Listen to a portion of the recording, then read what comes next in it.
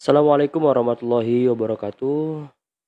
Apa kabar teman-teman semuanya? Semoga dalam keadaan yang baik dan bisa melaksanakan aktivitas dengan sehat ya.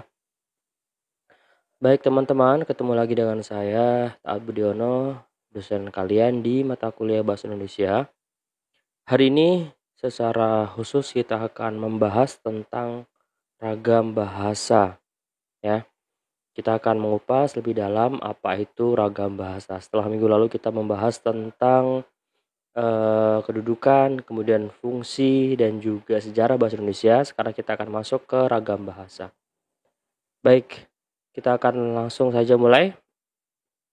Di sini kita akan bahas 3 hal. Pertama tentang apa itu ragam bahasa, lalu yang kedua tentang jenis ragam bahasa, lalu yang terakhir ada faktor yang menyebabkan keragaman bahasa tersebut.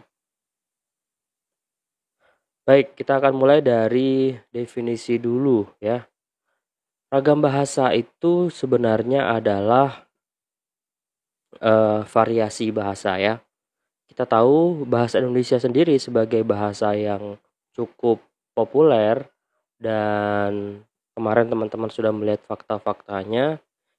Pemakaian bahasa Indonesia ini sangat luas gitu ya. Nah, karena luasnya wilayah pemakaian bahasa Indonesia tersebut, maka dia tidak bisa menghindari dari yang namanya hukum perubahan dalam bahasa. Kita tahu salah satu sifat bahasa adalah dinamis. Dinamis itu artinya tidak ajek, tidak menetap, tapi akan selalu berubah berdasarkan perkembangan situasi, perkembangan sosial budaya, gitu ya. Nah, perubahan itu adalah mengenai ragam dalam hal ini ya.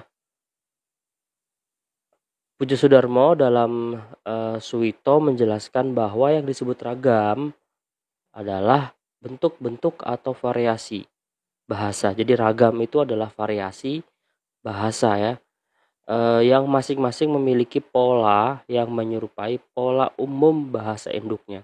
Kita tahu bahasa Indonesia sebagai bahasa induk itu pasti punya ragam atau punya variasi bahasa-bahasa yang lain yang eksis di luar sana. Misalnya kalau teman-teman pergi ke Bali, teman-teman akan melihat bagaimana bahasa Indonesia di Bali yang mungkin teman-teman bisa melihat perbedaannya gitu ya. Ada beberapa bunyi yang berbeda. Atau juga kalau teman-teman pergi ke Papua ya atau ke daerah timur, maka akan menemukan realisasi bahasa Indonesia yang mungkin agak berbeda dari bahasa Indonesia yang kita gunakan. Atau kalau teman-teman pergi ke Jawa gitu ya, teman-teman akan melihat oh ternyata bahasa Indonesianya seperti ini ya. Nah, ini semuanya adalah bagian dari variasi bahasa tersebut. Sekalipun macamnya banyak, tetapi dia tetap menginduk ya ke dalam bahasa Indonesia karena memang intisarinya ada di dalam bahasa Indonesia gitu ya. Ciri dan kaidah tata bunyinya, pembentukannya, dan tata maknanya tetap sama gitu. Jadi yang disebut ragam adalah variasi bahasa gitu ya teman-teman ya. Kemudian jenis ragam bahasa ini dibedakan dalam hal ini menjadi 2 jenis. Yang pertama menurut golongan penutur, lalu yang kedua menurut jenis pemakaian ya. Ini menurut Hasan Alwi, dari bukunya Hasan Alwi saya mengutipnya. Nah, teman-teman dari golongan penutur ini juga nanti diklasifikasikan lagi ragam-ragamnya. Ada yang ragam menurut daerah, ada ragam menurut pendidikan, ada ragam menurut sikap penutur. Kemudian dari jenis pemakaian juga sama, ada klasifikasi di bawahnya lagi. Ya, ada ragam menurut bidang, ragam menurut sarana, ragam menurut campuran. Nanti akan saya jelaskan satu persatu. Baik, kita akan bahas dari ragam menurut daerah dulu. Ya. Teman-teman pasti pernah mendengar kata dialek ya. Ini mungkin yang sering dialek atau logat ya. Dialek atau logat ini adalah salah satu ragam bahasa yang didasarkan menurut daerah ya. Jadi ragam ini dikenal juga dengan ragam daerah gitu ya. Misal yang paling kentara dari ragam daerah ini adalah pada tataran bunyinya, ya. Teman-teman bisa secara otomatis langsung mengidentifikasi bunyi ini, oh ini berarti daerah orang dari daerah tertentu gitu ya. Misalnya logat Indonesia Bali dengan pelafalan bunyi T, bukan T tapi T kalau di Bali ya. Kemudian D juga sama, D, T dan D gitu ya. Kemudian ada logat bahasa Indonesia Jawa ya, dituturkan oleh orang Jawa dengan pelafalan B dan Bandung, Bandung ya, Bandung dan lain sebagainya. Bantul. Ya, ini salah satu bentuk ragam menurut daerah gitu. Ragam ini berkaitan dengan bahasa ibu si penutur. Benar sekali bahwa ragam ini erat kaitannya dengan bahasa si penutur daerah tersebut. Kalau orang Jawa maka dia akan terpengaruh dengan bahasa Jawanya, orang Bali akan terpengaruh dengan bahasa Balinya, seperti itu ya. Nah, berkaitan dengan ragam menurut daerah ini ada yang dikenal dengan istilah idiolek ya, dan juga dialek ya. Kalau idiolek itu adalah ragam yang khas dimiliki oleh setiap orang. Jadi setiap orang itu punya idioleknya masing-masing. Saya ketika berbicara, ini adalah idiolek saya. Kalau Anda sudah akrab dengan saya, tahu saya setiap hari, pasti bisa membedakan, oh ini idioleknya Pak Taat. Kalau begini suaranya, oh ini idioleknya Pak A dan lain sebagainya gitu ya. Contoh misalnya teman-teman karena tahu Atta Halilintar, pasti teman-teman tahu idioleknya Atta Halilintar seperti apa ya. Cara bicaranya, bunyi suaranya itu namanya idiolek.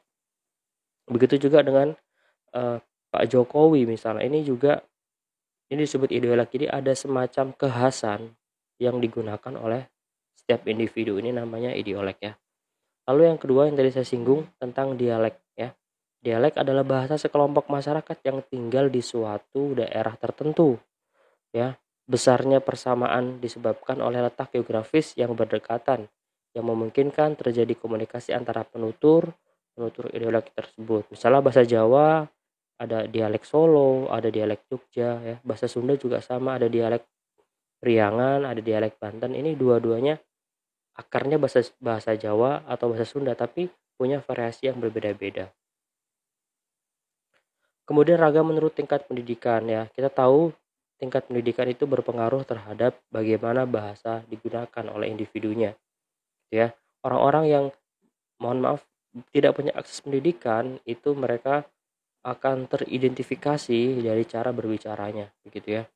Misalnya pada bunyi-bunyi F ya atau bunyi gugus konsonan KS itu tidak akan diucapkan dengan sempurna atau dengan benar oleh mereka yang tidak berpendidikan.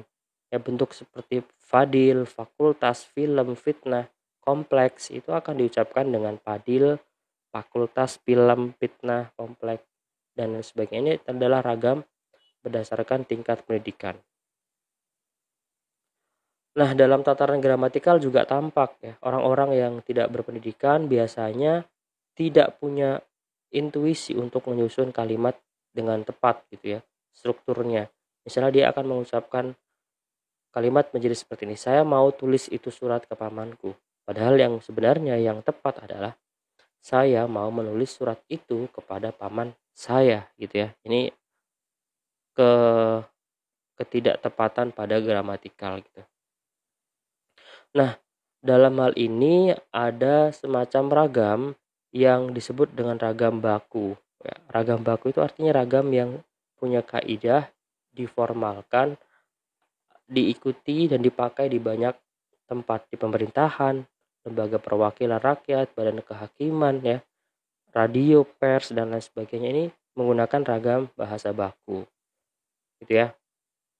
Ini saya jelaskan, ragam baku adalah ragam yang dilembagakan atau diakui oleh sebagian besar masyarakat sebagai bahasa resmi dan sebagai kerangka rujukan norma bahasa dalam penggunaannya. Jadi ini bersifat formal, dipakai di pemerintahan, pendidikan, pers ya, di di tempat-tempat kerja gitu. Sedangkan sebaliknya ragam tidak baku adalah ragam yang tidak dilembagakan ya, ditandai oleh ciri-ciri yang menyimpang dari norma ragam baku. Jadi kalau sudah menyimpang di norma disebutnya sebagai ragam tidak baku. Lalu yang berikutnya ada ragam menurut sikap penutur. Ini ragam ini bisa disebut juga dengan langgam atau gaya ya. Kita bisa menyesuaikan gaya sikap berbicara kita itu ketika kita menemui penutur yang berbeda gitu ya. Ketika kita berbicara dengan orang yang lebih tua, itu pasti kita akan punya variasi bahasa yang berbeda. Begitu juga ketika kita berbicara dengan orang yang mungkin tidak terlalu akrab dengan kita, itu akan berbeda dengan ketika kita berbicara dengan orang yang akrab dengan kita. Jadi di sini ada kedudukan lawan bicara siapa, dia lebih tua kah atau lebih muda, tingkat keakrabannya bagaimana, dekat sekali atau berjarak ya. Kemudian pokok persoalan juga kalau sedang membicarakan hal-hal yang krusial pasti akan berbeda juga variasinya. Berbeda dengan hal-hal atau persoalan yang lebih cair, yang lebih santai pasti juga akan berbeda ya. Ini semuanya adalah ragam atau yang berkaitan dengan gaya ya. Nah, di sini kita sebagai penutur itu dituntut untuk jeli dalam memilih ini. Kita harus tahu sikap kita ya.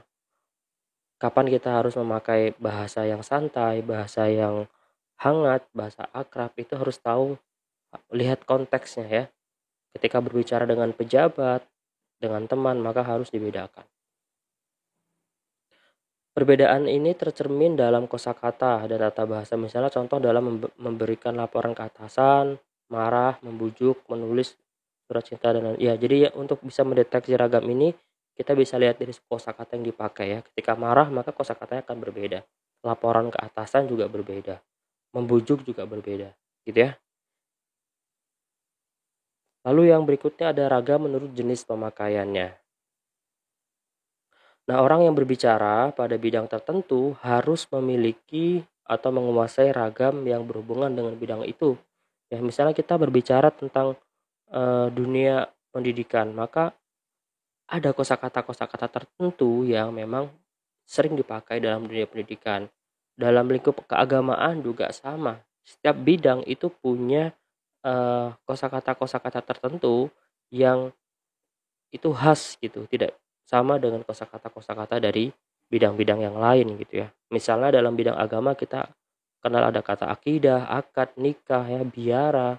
Kemudian di dalam ilmu pengetahuan ada atom, ada fosil ya, ada fonem. Fonem ini dalam bidang linguistik ya dan lain sebagainya. Ini variasi berdasarkan bidang bidang pemakaiannya ya. Lalu yang berikutnya ada ragam menurut sarana. Sarana ini artinya dilihat dari apakah bahasa itu bahasa tulis atau bahasa lisan ya. Nah, ragam menurut sarana ini lazim dikenal dengan ragam lisan atau ragam tulisan. Bahasa lisan tentu muncul terlebih dahulu sebelum bahasa tulis gitu ya. Bagaimana orang menuangkan ujarannya dalam bentuk tulisan? Ketika dia ingin menulis, maka dia harus sadari bahwa eh, orang yang membaca tulisan itu ya tidak bisa melihat konteks apa yang kita sampaikan. Jadi harus jelas tulisannya ya, harus jelas maknanya ya, bahasanya tidak dapat apa namanya, tidak ambigu gitu. Ini harus seperti itu kalau ragam tulis. Kalau ragam lisan kita tidak perlu jelas, cukup dengan isyarat atau kata-kata tertentu orang akan paham. Tapi dalam ragam tulis kita harus baku, ada tata bahasanya yang harus ditepati dan lain sebagainya. Hal yang membedakan ragam lisan dan ragam tulisan itu berkaitan dengan tinggi rendahnya dan panjang pendeknya suara. Dalam ragam lisan, kita bisa mendengar tinggi rendahnya suara, tapi dalam ragam tulis itu tidak bisa terlihat gitu ya. Nah, tapi dalam ragam tulis kita bisa melihat bagaimana huruf kapital dipakai, huruf miring dipakai ya, tanda kutip, tanda koma dan lain sebagainya. Ini adalah bagian dari kelebihan dari bahasa tulis gitu. Ini adalah beberapa ciri-ciri dari ragam lisan, misalnya menghendaki adanya orang kedua. Kalau kita ngobrol pasti butuh orang kedua ya untuk mendengarkan obrolan kita. Unsur fungsi gramatikalnya tidak mesti SPOK ya, kadang-kadang hanya SPK atau SPO saja ya. Kemudian eh, terikat pada kondisi ya, ruang dan waktu. Berkaitan dengan itu. ya. Kita sedang berbicara di mana, itu harus disesuaikan. Kemudian ditentukan tinggi, rendah, dan panjang pendek suara. Ya, ini ada nada yang diperhatikan dalam ragam lisan. Sedangkan ragam tulis ya tidak mengharuskan adanya mitra bicara kita gitu ya di depan kita. Memerlukan unsur fungsi gramatikal harus lengkap, SPOK-nya harus lengkap ya. Tulisannya harus enak dibaca gitu ya, dimengerti, baku gitu ya, dan sebagainya. Tidak terikat pada kondisi ruang dan waktu, dimanapun teman-teman bisa melakukan atau membuat ragam tulis. Dan dilengkapi dengan tanda baca, ada huruf miring, ada koma, ada lain sebagainya. Ini termasuk ragam tulis. Ini misalnya kita lihat perbedaan ragam tulis dan ragam lisan ya. Ada contoh, Intan Risma hari ini tugas ngepel lantai ya. Ini ragam lisan. Tapi ketika menjadi ragam tulis, maka akan ada imbuhan ber ya. Intan Risma hari ini bertugas mengepel lantai. Begitu juga misalnya seperti ini. Jadwal ujian ini nggak boleh dirubah lagi. Nggak itu bisa diganti dengan tidak. Rubah menjadi ubah. Ya, ini adalah ragam bentuk yang baku. Lalu yang berikutnya ada ragam yang mengalami percampuran. Artinya ragam ini sudah berbaur dengan bahasa asing ya. Misalnya sekarang kita lihat banyak sekali ya fenomena seperti ini. Yuk kita kemon ya, atau misalnya apa namanya, dalam bahasa orang-orang dulu, orang-orang tua dulu itu sering terpengaruh dengan bahasa Belanda ya. G itu diucapkan dengan G ya, pengaruh bahasa Belanda. Jadi kata tegel misalnya jadi tegel ya, tragis jadi tragis ya, legitimasi jadi legitimasi. Itu bagian dari terpengaruh dengan bahasa asing.